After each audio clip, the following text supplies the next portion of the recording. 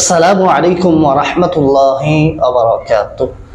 শুধু দর্শক, আজ আমরা একটি চমৎকার বিষয় জানব যে কোন প্রাণী খাওয়া হালাল এবং কোন প্রাণী খাওয়া হারাম, এবং পানির সমুদ্রের কোন প্রাণী আহার করা হালাল আর কোনটি আহার করা হারাম, এই বিষয়ে আজকে আমরা জানবো। এটা অনেকের প্রশ্নে জেগে আসে, প্রত্যেকের মনে প্রশ্ন জাগে যে কোনটা আসলে খাওয়া যাবে, কোনটা খাওয়া যাবে না। তো সর্বপ্রথম হাদিস শরীফের মাধ্যমে উল্লেখ করি যে কোন কোন বিষয়গুলো খাওয়া যাবে না, কোনগুলো খাওয়া যাবে। সর্বপ্রথম তিরমিজি শরীফের হাদিস আপনাদের সামনে উপস্থাপন করছি। আন জাবিরিন ক্বালা হাররামা রাসূলুল্লাহি সাল্লাল্লাহু আলাইহি ওয়াসাল্লাম ইয়ানি ইয়াউমা খায়বার আল হুমুরাল ইনসিয়্যা ওয়া লুহুমাল বিগালি ওয়া কুল্লা যী নাবিন মিনাস সিবাই ওয়া কুল্লা যী মিখলাবিন মিনাত তায়রি। হযরত জাবির রাদিয়াল্লাহু তাআলা আনহু বলেন, নবী করিম সাল্লাল্লাহু আলাইহি সাল্লাম গৃহপালিত গাধা, খচ্চর এবং হিংস্র প্রাণী ও পাঞ্জা তথা থাবা দ্বারা আক্রমণ করে এই ধরনের পাখির গোশত খাওয়াকে খায়বারের দিন হারাম করে দিয়েছেন। সুতরাং আমরা বুঝতে পারলাম এই হাদিস দ্বারা প্রমাণিত হলো গৃহপালিত গাধা, খচ্চর, হিংস্র প্রাণী, থাবা দ্বারা আক্রমণ করে এমন পাখির গোশত খাওয়া রাসূলুল্লাহ হারাম করে দিয়েছেন।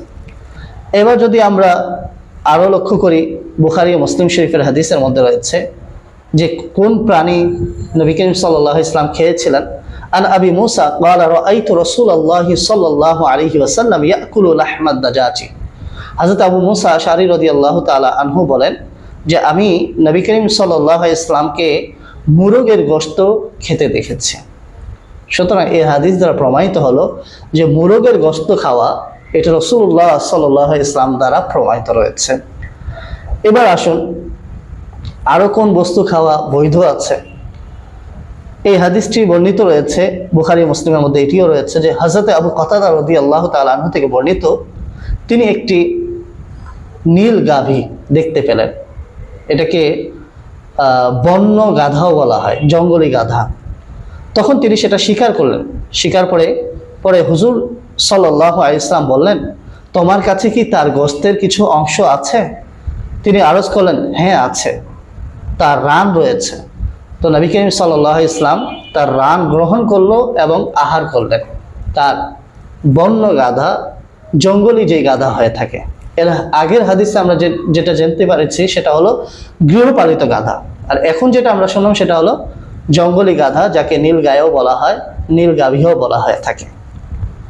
এবার যদি আমরা লক্ষ্য করি যে মৃত বস্তু খাওয়া তো হারাম, রক্ত খাওয়া হারাম, কিন্তু দুই প্রকার মৃত আছে যেটা খাওয়া আমাদের জন্য হালাল।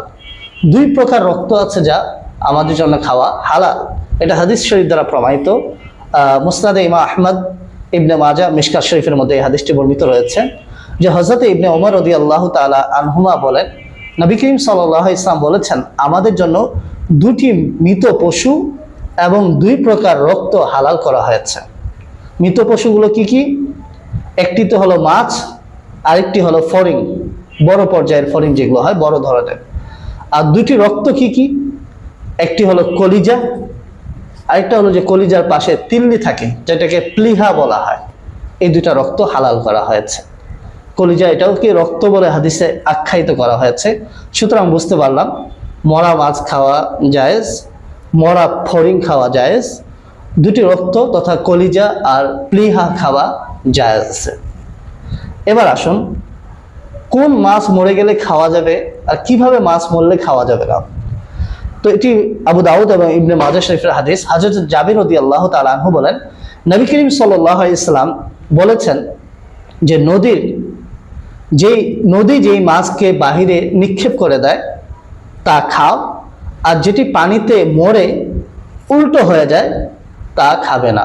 অর্থাৎ নদী নিজেই যে পানিকে তীরের মধ্যে নিক্ষেপ করে দেয়, আর নিক্ষেপ করার কারণে যদি মরে যায় বা জীবিত থাকে সেটা তো খাওয়া যাবে, কিন্তু কোনো মাছ যদি মরে উল্টে যায় তাহলে সেই মাছটা খাওয়া যাবে না। এভাবে আরেকটি হাদিস আপনাদের সামনে উপস্থাপন করছি যা শারহুস সুন্নাহ এবং মিশকাত শরীফের মধ্যে বর্ণিত রয়েছে। ইকরামা রাদিয়াল্লাহু তাআলা আনহু ইবনে আব্বাস রাদিয়াল্লাহু তাআলা আনহুমা থেকে বর্ণনা করেন, নবী করিম সাল্লাল্লাহু আলাইহি ওয়াসাল্লাম সাপকে মারার আদেশ করেছেন, অর্থাৎ সর্প সাপ সেটাকে মারতে বলেছেন। আর যদি কেউ এই কারণে সাপকে না মারে, এই ভয়ে সাপকে না মারে, এইভাবে যে অন্য সাপ তার থেকে প্রতিশোধ নেবে, তবে সে আমাদের পদ্ধতির মধ্যে নেই। অর্থাৎ ইসলামের এই ধরনের আকীদা নেই যে একটা সাপকে আপনি মারলে আরেকটা সাপ আপনার থেকে প্রতিশোধ নেবে। এটাকে ইসলাম সাপোর্ট করে না, যা আমরা সুস্পষ্ট হাদিস দ্বারা জানতে পারলাম। এবার যদি আমি আরেকটু লক্ষ্য করি যে কি কি আরো খাওয়া যায় আছে, যেমন পানির মধ্যে যা বসবাস করে তার মধ্যে মাছ ব্যতীত অন্য কিছু খাওয়া যায় নেই। নদী, পুকুর, সমুদ্র, এর মধ্যে যা প্রাণী আছে তার মধ্যে শুধুমাত্র মাছ খাওয়া যায়, এছাড়া আর কোনো প্রাণী খাওয়া যায় নাই। এই বিষয়টা আমাদেরকে খেয়াল রাখতে হবে, অন্যান্য কোনো কিছু খাওয়ার অনুমতি নাই। আচ্ছা, এরপরে পানিতে যদি এমন কিছু দেওয়া হয়, যেমন বিষ ইত্যাদি দেওয়া হয়, আর সেই বিষ ইত্যাদির কারণে যদি মাছ মরে যায়, আর এটা কনফার্ম জানা থাকে যে যেই বস্তুটা পানিতে দেওয়া হয়েছে বিষ ইত্যাদি, ওইটার কারণে মাছ মরেছে, তাহলে সেই মাছটা খাওয়া হালাল হবে। অর্থাৎ আপনি কোনো কীটনাশক ইত্যাদি পানির মধ্যে ব্যবহার করলেন যার কারণে মাছগুলো মরে গেল, তাহলে সেই ক্ষেত্রে মাছগুলো খাওয়া যাবে, মাছ খাওয়া হালাল হবে। তবে দেখতে হবে স্বাস্থ্যের কোনো ক্ষতি হলে সেক্ষেত্রে বিরত থাকতে হবে। এরপরে খরগোশ, যা দেখতে বিড়ালের নেই, এই খরগোশ খাওয়াও হালাল রয়েছে। হেদায়া খণ্ড 425-এর মধ্যে এই বিষয়টি উল্লেখ রয়েছে।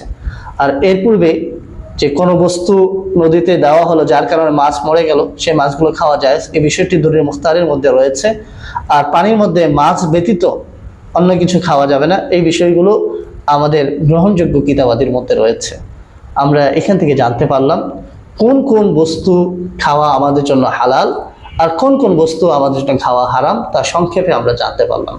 আল্লাহ সুবহানাহু ওয়া তাআলা আমাদেরকে সঠিক বুঝ দান করুন। অনুরূপভাবে আরেকটি বিষয় বলে দিই, হিংস্র প্রাণীর মধ্যে যা যা হিংস্র প্রাণীর অন্তর্ভুক্ত সেগুলো খাওয়া যাবে না। আমরা যা কিছু শ্রবণ করেছি আল্লাহ তাআলা আমাদেরকে এর উপর আমল করার তৌফিক দান করুন। আমিন বিজাহিন নবিল আমিন ওয়া আখিরু দাওয়ানা আলহামদুলিল্লাহি রাব্বিল আলামিন।